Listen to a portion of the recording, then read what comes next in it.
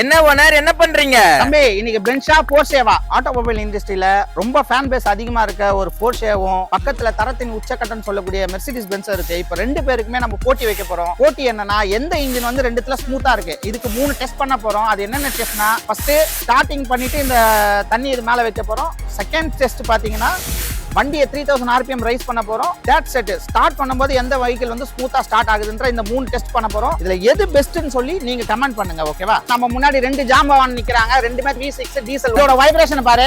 அதாவது இந்த வண்டி வந்து போர்ஷே வந்து வைப்ரேஷன் கம்மியா இருக்கா, இது வைப்ரேஷன் கம்மியா இருக்கா?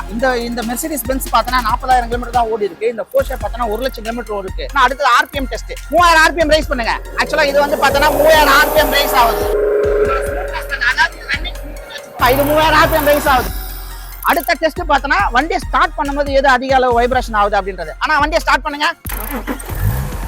இது போர்ஷே தண்ணி வெளியே வந்து விழுது. இதுல எது பெஸ்ட், அதாவது ஸ்மூத்னஸ்ல எது பெஸ்ட்ன்றதை நீங்க கமெண்ட் பண்ணுங்க. நம்ம சொன்னா ஒரு தலைப்பட்சமா பேசுற மாதிரி ஆயிடும். ஃபியூச்சர்ல உங்களுக்கு ஏதாவது ஹெல்ப் வேணும்னா கலாம் கார்ஸை ஃபாலோ பண்ணுங்க.